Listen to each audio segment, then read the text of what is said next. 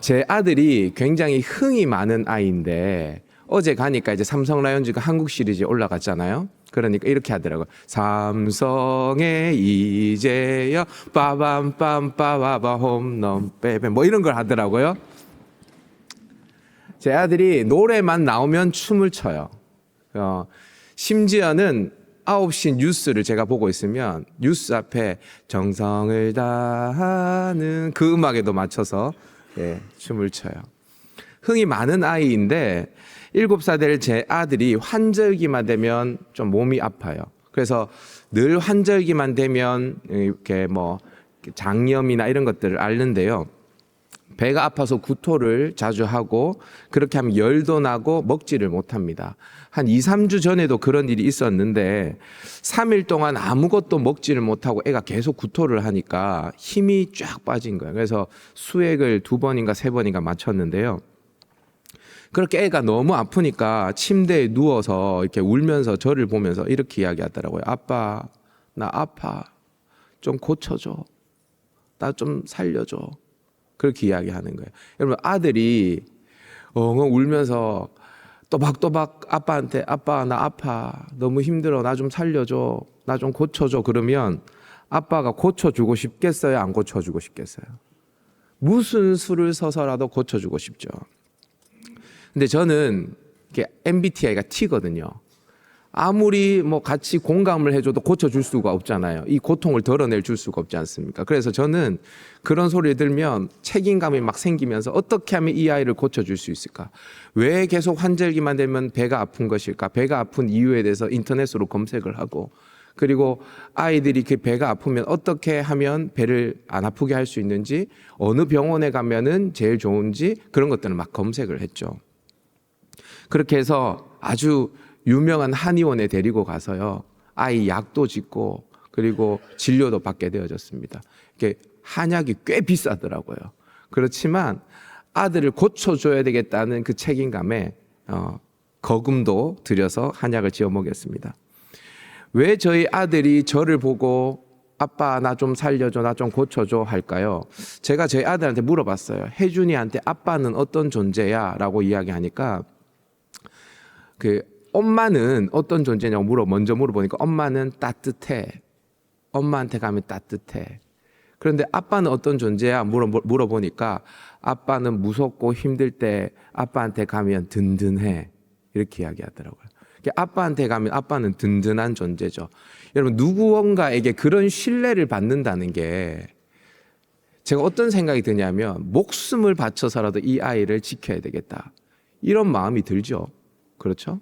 여러분들은 위기가 닥치고 여러분들의 인생에 고비가 닥치고 어려움이 닥쳐졌을 때 누가 생각나나요? 누가 생각나죠? 저는 위험이 닥치고 어려움이 닥치면 제가 어렸을 때는 저 역시 저희 아버지가 생각이 났거든요. 근데 여러분, 우리의 영의 아버지 하나님도 아마 그 아버지와 똑같은 마음일 거예요. 우리가 어떤 위기에 처했을 때 심한 고난을 만났을 때에 가장 생각이 먼저 나는 분이 하나님이라면 하나님의 마음은 어떨까요?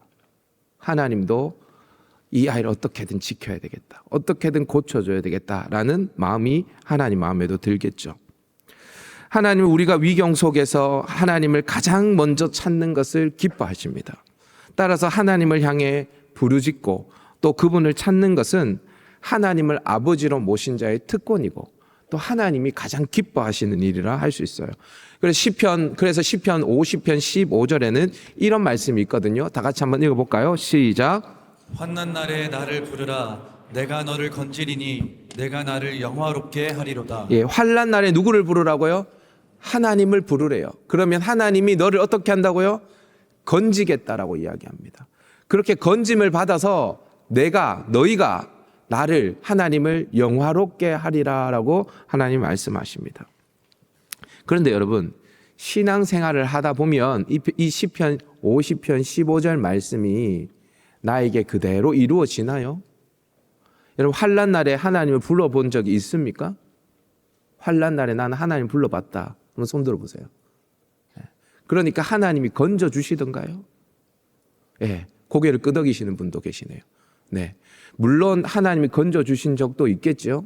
그런데 신앙생활을 하다 보면 하나님을 불렀지만 기도했지만 하나님 아버지가 나를 건지기는커녕 듣지도 않는 것 같은 그런 느낌을 받을 때가 있어요. 여러분 그럴 때가 있습니다. 오늘 시인도 77편을 쓴 이 아사베 시라고 하는데 이 시인도 그런 상황에 처한 것 같습니다. 시인이 환난을 만났을 때 어떻게 반응했는지 우리 2절 말씀을 다 같이 한번 읽어보십시다. 2절 상반절 시작. 나의 환난 날에 내가 주를 찾았으며 밤에는 내 손을 들고 거두지 아니하였나니. 시인이 환난 날에 누구를 찾았습니까? 주를 찾았다라고 이야기합니다. 그리고 밤에는 손을 들고 거두지 않았다. 그러니까 밤새도록 손을 들고 누구를 찾았다? 하나님을, 주님을 찾았다라는 것입니다. 여러분 이 시인은요 하나님을 향한 믿음, 하나님을 향한 소망이 있는 사람 같습니까? 없는 사람 같습니까? 있죠. 있으니까 밤새 기도했지 않겠습니까? 여러분 밤새워 기도해 본 적이 있습니까? 이 철야 기도 이렇게 이야기하죠. 밤새워 기도해 본 적이 있습니까? 여러분 왜 밤새워 기도하는지 아십니까? 잠이 안 오거든요. 그만큼 고통스러우면요 밤을 새워 기도하는 것입니다. 아마 이 사람도 그 극한 고통 속에서 하나님께 소망을 두고 하나님 앞에 밤새워 기도했을 겁니다. 그런데 하나님이 이 기도를 듣고 이 사람을 환난에서 건져 주셨을까? 아닙니다. 이 사람은 기도하면서 더 큰 시험에 빠져들게 되어집니다. 시인이 환난 날에 주를 찾고 난 뒤에 어떤 심정이었다라고 말하는지 우리 3절 4절 말씀을 다 같이 한번 읽어볼까요? 3절 4절 시작. 내가 하나님을 기억하고 불안하여 근심하니 내 심령이 상하도다. 주께서 내가 눈을 붙이지 못하게 하시니 내가 괴로워 말할 수 없나이다. 시인이 기도하고 난 이후에 하나님을 생각하면 불안하고 근심이 몰려오고 심령이 상한다라고 이야기를 합니다. 그리고 뭐라고 이야기합니까? 주께서 내가 눈을 붙이지 못하게 하시니. 내 눈을 붙이지 못하게 만드시는 분이 누구라고 이야기해요? 주님이라고 이야기를 합니다. 하나님 때문에 위로받고 회복되어진 것이 아니라 하나님 때문에 힘들고 괴롭다라고 지금 이야기를 하고 있어요. 얼마나 괴로웠던지 눈을 붙이지 못할 정도였죠. 환난 그 자체 때문에 힘든 것이 아니라 기도하고 난 이후에 그 환난보다 더 힘든 것이 있었는데 그게 누구냐면 하나님이었다라고 이야기를 하고 있어요. 도대체 하나님이 어떻게 했기에 이렇게 시인이 힘들어했을까?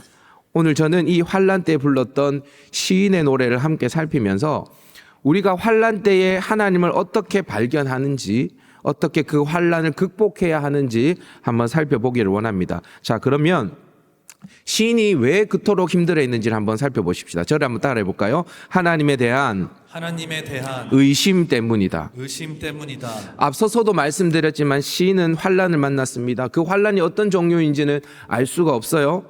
그런데 환난이라는 것은 고통스러운 것이죠. 우리의 삶이 흔들리는 것입니다. 흔들려요. 네. 그래도 감사한 것은 이 시인은요, 그 환난 때 하나님을 찾았습니다. 밤새도록 기도했습니다. 그래서 하나님이 구해주셨다. 그래서 시인이 감사의 노래를 하나님 앞에 불렀다. 이렇게 진행되어야지 정상적인 시죠. 그런데 시인은 괴로웠습니다. 기도하면서 하나님에 대한 의심이 들었기 때문입니다. 우리 다 같이 좀 길지만 6절에서 9절 말씀을 다 같이 읽어보십시다. 시작. 밤에 부른 노래를 내가 기억하여 내 심령으로 내가 내 마음으로 간구하기를 주께서 영원히 버리실까? 다시는 은혜를 베풀지 아니하실까? 그의 인자하심은 영원히 끝났는가? 그의 약속하심도 영구히 폐하였는가? 하나님이 그가 베푸실 은혜를 잊으셨는가? 노하심으로 그가 베푸실 긍휼을 그치셨는가 하였나이다. 밤을 새워 기도하면서 심령으로 일어난 수많은 질문들을 지금 하나님 앞에 지금 토설하고 있습니다. 그 질문의 내용이 무엇입니까? 주께서 영원히 버리실까? 다시는 자신에게 은혜를 베푸지 않는 것은 아닐까? 하나님의 인자심은 이제 영원히 끝나는 것일까? 하나님의 언약은 폐하였는가? 하나님이 베푸실 은혜를 잊어버리셨는가? 긍휼을 이제는 그치셨는가? 이런 질문들이 계속해서 반복되어져 나오는 것입니다. 뭐 할 때요? 하나님을 찾을 때에. 하나님을 찾을 때요. 기도하면서 하나님이 환난에 있는 자신을 건져 주시겠다는 확신이 든 게 아니라 기도하면서 의심이 생기는 겁니다. 여러분 신앙생활 하다가 이럴 때 있을까요? 없을까요? 여러분들 없어요? 네. 하나님 기도하면 늘 즉각 자판기에 1,000원 넣으면 음료수 하나 툭 튀어나오듯이 하나님 응답해 주시나요? 아마 지금도 하나님 앞에 기도하고 있는 그 기도 제목이 응답되지 않고 여전히 기도하고 계시는 분들이 있을걸요. 하나님이 내 기도를 들으실까? 하나님이 내게 은혜를 베푸시는 것을 그친 것은 아닐까? 여러분, 환난이 와도 기도하지 않는 사람은요, 이런 갈등도 경험할 수 없습니다. 하나님께 소망을 안 뒀으니, 그죠? 하나님께 소망을 안 뒀으니 하나님 앞에 살려달라고 하지 않았을 것이고, 하나님 앞에 살려달라고 하지 않았으니 이런 생각도 들지 않았을 거예요. 그렇지만 정말 하나님께 소망을 두고 하나님 앞에 매달린 사람은 이런 상황을 경험합니다. 다윗도 이런 상황을 맞이했거든요. 다윗은 아버지의 양을 돌보는 목동이었습니다. 그런데 갑자기 어느 날 그 이스라엘의 선지자라는 사무엘이 자기 집을 방문했어요. 그리고 냅다 자기의 머리에 기름을 붓는 것입니다.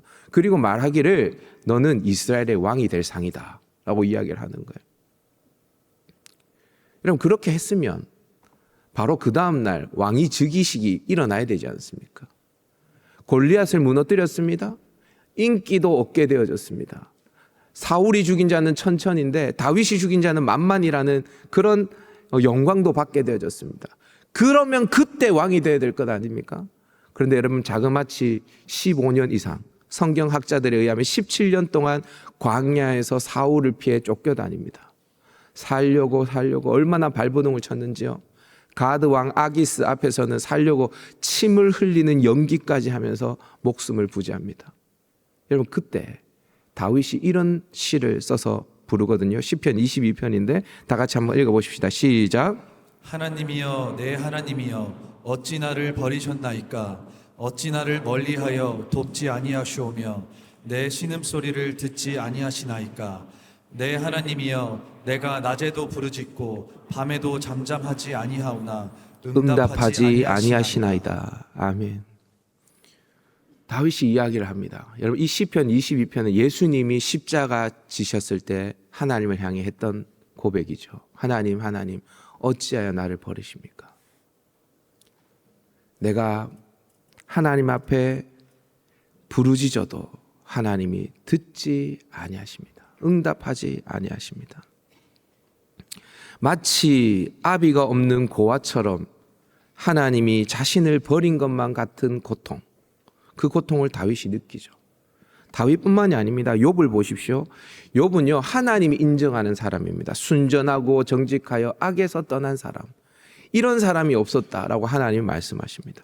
그런데 그가 자식이 다 죽고요, 물질을 다 잃어버리고 자기의 몸에마저 병이 들었을 때에 하나님 앞에 이렇게 이야기를 합니다. 우리 자막을 통해 한번 읽어볼까요? 욥기 23장 8절 9절 시작. 내가 앞으로 가도 그가 아니 계시고 뒤로 가도 보이지 아니하며 그가 왼쪽에서 일하시나 내가 만날 수 없고 그가 오른쪽으로 돌이키시나 배울 수 없구나. 환난을 맞이한 욥이 앞뒤 좌우 위아래 다 살펴봐도 하나님이 계신 것 같아요? 안 계신 것 같아요? 하나님 없는 것 같아요. 하나님을 배울 수 없구나. 여러분 이러한 상황이 여러분들한테 닥치면 여러분들 마음속에는 하나님을 향한 의심이 생길까요? 안 생길까요? 내가 이렇게 기도해도 수년째 이렇게 기도해도 우리 부모님을 위해서 자식을 위해서 내 인생에 무언가 문제를 위해서 기도해도 하나님이 들어주시지 않을 때 여러분들에는 의심이 생길까요? 안 생길까요? 생기죠. 생기는 것이 정상입니다. 여러분, 의심이 생기면 환난 그 자체보다 이 의심 때문에 더 괴롭습니다. 왜 그렇습니까? 그에게는 하나님이 유일한 소망이었기 때문입니다. 다시 말하지만 하나님을 의지하지 않는 사람은 이런 의심도 생기지 않습니다. 의심만 안 드는 것이 아니라 하나님 때문에 힘들지도 않습니다. 그러나 하나님이 유일한 소망인 신자에게 이 의심은 치명적인 것이죠. 자, 그러면 이런 의심이 환난 중에 우리에게 찾아올 때 우리는 어떻게 이것을 극복해야 할까요? 저를 한번 따라 해보겠습니다. 하나님이 행하신 일들을 묵상하라. 오늘 시인이 이 의심의 구렁텅이에서 어떻게 헤어나오냐? 그의 놀라운 선택이 있습니다. 우리 다 같이 한번 읽어보십시다. 시작. 여호와의 일들을 기억하며 주께서 옛적에 행하신 기이한 일을 기억하리이다. 또 주의 모든 일을 작은 소리로 읊조리며 주의 행사를 낮은 소리로 되뇌이리이다. 아멘. 시인은 의심이 찾아올 때에 여호와의 일들을 기억합니다. 여호와의 일들을 기억해요. 하나님께서 옛적에 행하신 일들을 기억합니다. 그리고요, 그 모든 일을 작은 소리로 읊조립니다. 낮은 소리로 되뇌요. 크게 말하지 않습니다. 작은 소리로 읊조리고 낮은 소리로 되뇌이고 있습니다. 여러분, 이렇게 궁시렁거리듯이 하나님의 일을 읊조리고 되뇌입니다. 여러분, 이렇게 하나님이 행하신 기이한 일들을 기억하면서 읊조렸던 시인에게 어떠한 변화가 일어나냐?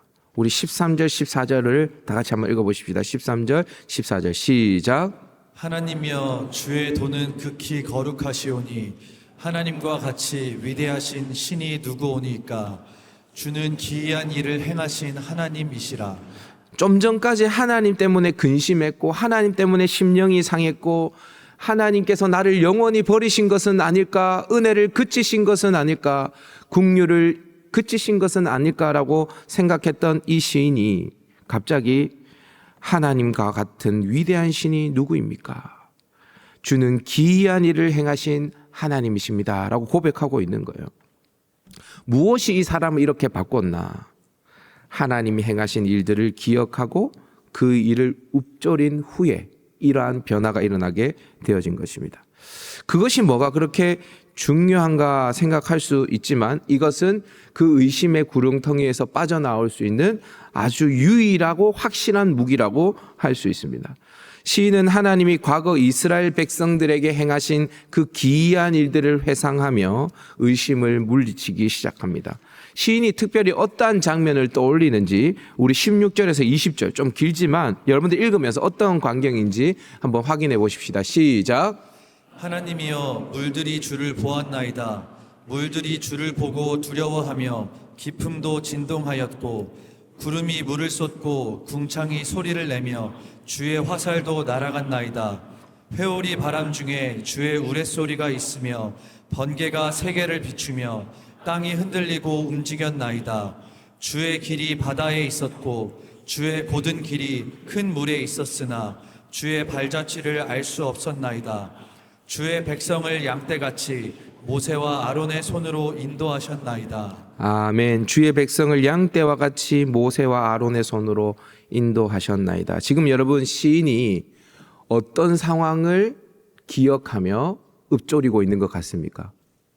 예, 출애굽 상황입니다. 출애굽 상황. 이스라엘 백성들이 애굽에서 종살이를 하다가 하나님께서 그들을 이끌고 광야로 가실 때에 그 홍해를 갈라서요, 그 바다의 길을 만드시고 그 마른 땅을 걷듯이 걸었던 그 시절을 지금 회상하고 있습니다. 근데 여러분, 출애굽 사건하고 시인이 당하는 환난하고 무슨 관계가 있습니까? 출애굽 사건을 읊조리는 것하고 시인이 환난 중에서 벗어나는 것하고 무슨 상관이 있는 것입니까?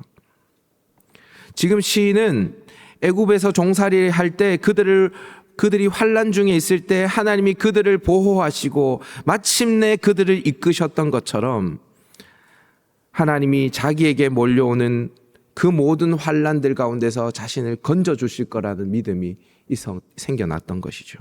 그러니까 여러분, 하나님의 구원 역사를 회고하면서 어제의 사건을 오늘의 사건으로, 이스라엘 백성의 사건을 나의 사건으로 해석해낸 것입니다.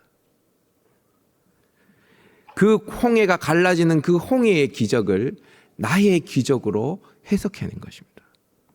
하나님이 이스라엘을 홍해 앞에서 구원해 주신 것처럼 나도 구원해 주실 거야. 확신을 가졌던 것이죠. 그래서 하나님 찬양할 수 있었습니다. 여러분, 히브리서에는요, 환난을 만난 초대교회 성도들에게 히브리서 기자가 편지를 보낸 것이 히브리서거든요. 당시에 로마 황제의 박해로 인해서 초대교회 성도들이 굉장히 힘들었습니다. 그때 환난이 언제 끝날지도 모르고 얼마나 더 큰 환난이 닥쳐올지도 모를 때에, 그때 히브리서 기자는 히브리서 11장에 믿음의 선진들의 행적을 쭉 기록하고 있습니다. 믿음으로 아벨은, 여러분 아벨이 어떤 사람입니까? 아벨이 누구의 자식이죠? 아담의 자식입니다. 아담의 자식. 여러분, 히브리서는 초대교회 성도들이라 그랬죠. 초대교회 성도. 그러니까 지금으로 따지면 몇 년 전이라고 할 수 있을까요? 약 2000년 전의 사람들이죠. 그 사람들이 누구를 기억하냐면요, 아벨, 세상이 만들어지고 난 다음에 아담의 아들 아벨의 시절을 기억합니다. 믿음으로 아벨은, 믿음으로 에녹은, 믿음으로 노아는, 믿음으로 아브라함은 이렇게 고난을 이겨냈다라는 이야기를 그 히브리서 기자로부터 받고 있어요. 그리고 난 다음에 12장에서는 이렇게 이야기합니다. 자신들 초대교회 성도지 않습니까? 그래도 시간적으로 제일 가까운 한 사람을 소개하죠. 누굽니까? 예수 그리스도입니다. 예수 그리스도. 아벨보다는 예수님이 가깝거든요. 시간적으로는. 그죠? 초대교회 성도들 중에는 어쩌면 예수님을 본 사람도 있을 것이고, 예수님의 제자, 사도들을 통해 복음을 듣고 예수님을 믿는 사람도 있었을 것입니다. 그들에게 이렇게 이야기합니다. 너희가 피곤하여 낙심하지 않기 위하여 죄인들을 이같이 자기에게 거역하신 이를 참으신 이를 생각하라. 그러니까 무슨 이야기냐면 예수님 생각해봐라는 거예요. 예수님 생각하라는 거예요. 여러분, 믿음의 선진들, 예수님의 십자가를 묵상하며 고난을 당했지만 결국 승리한 그들의 삶을 생각해보라고 지금 히브리서 기자가 이야기를 하고 있는 것입니다. 여러분, 히브리서뿐만이 아닙니다. 야고보서에는 보면요, 고난당하고 있는 그 초대교회 성도들에게 야고보가 뭐라고 이야기하냐면 엘리야를 생각해보라 그럽니다. 엘리야. 엘리야는 어떤 사람입니까? 구약 성경에 보면 아합 시대에, 그러니까 초대교회 성도들 입장에서 봤을 때는 수천 년 전의 사람이에요. 그 아합 시대에 활동했던 엘리야라는 선지자를 생각해 보라는 거예요. 그 사람은 바알의 선지자, 아세라의 선지자 850대 1로 갈멜산에서 전쟁을 했던, 영적 전쟁을 했던 사람이었는데, 그 아합 시대에 우리와 똑같은 성정을 가졌지만 그가 기도함으로 3년 6개월 동안 비가 오지 아니하고, 그가 기도함으로 다시 비가 내렸다. 의인의 기도는, 의인의 간구는 역사하는 힘이 크다. 그러니까 너희도 기도해라. 이렇게 이야기하거든요. 여러분 한번 생각해 보세요. 초대교회 성도들에게 있어서 엘리야, 초대교회 성도들에게 있어서 아벨, 아브라함, 정말 먼 사람입니다. 초대교회 성도들에게 아브라함은요, 수천 년 전의 사람입니다. 수천 년 전에 신앙의 선배입니다. 그렇죠? 근데 여러분, 우리에게도요, 사실 바울과 그 다음에 베드로와 수많은 신약 성경의 사람들이 수천 년 전의 사람이지 않습니까? 그렇죠? 그런데 여러분, 그 초대교회 성도들은 자신보다 수천 년 전에 살았던, 수백 년 전에 살았던 그 믿음의 선진들의 이야기를 묵상하며 자신의 고난을 이겨냈어요. 지금 이 시편 77편을 쓴 이 시인이 뭘 이야기하냐면, 너희들의 삶에 어려움이 닥쳐왔냐? 그리고 그 환난 때문에 의심이 들고 하나님을 향한 신뢰가 사라지고 하나님이 은혜를 그치신 것이 아닐까라는 생각이 드느냐? 그러면 하나님이 행하신 일들을 묵상해 보라는 것입니다. 여러분, 시편 77편을 쓴 시인이 출애굽 상황을 작은 소리로 읊조렸어요. 저는 그랬을 것 같아요. 여러분, 출애굽 사건을 우리는 어떻게 생각하냐면 모세가 갑자기 어느 날 이집트로 가서 지팡이를 들고 홍해를 가리키니까 물이 바다가 갈라졌다. 그러고 난 다음에 그 길을 건넜다. 이 기적만 여러분 보시죠. 근데 여러분 그거 아세요?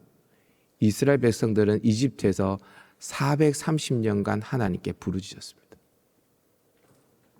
이스라엘 백성들은 바로의 종살이를 하면서 430년간 부르짖었습니다. 거기서 태어나서 거기서 죽은 사람도 있을 것이고, 모세가 나일강에 던져진 것처럼 누군가는 자식을 낳았더니 남자아이여서 나일강에 던졌는데 그 아이가 죽기도 했겠죠. 그때 그 사람은 어떤 생각을 했을까요? 하나님이 계실까? 하나님이 내게 은혜를 베푸는 것을 그치지는 않으셨을까? 그런 생각이 그 사람들에게 들지 않았을까요?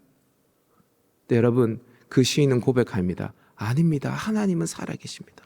하나님이 천둥과 우레로 그 홍해를 가르시고 모세와 아론의 손으로 이스라엘 백성들을 양떼와 같이 인도하셨습니다. 하나님은 살아계신 하나님이십니다. 라고 그 시인은 고백하는 것이죠.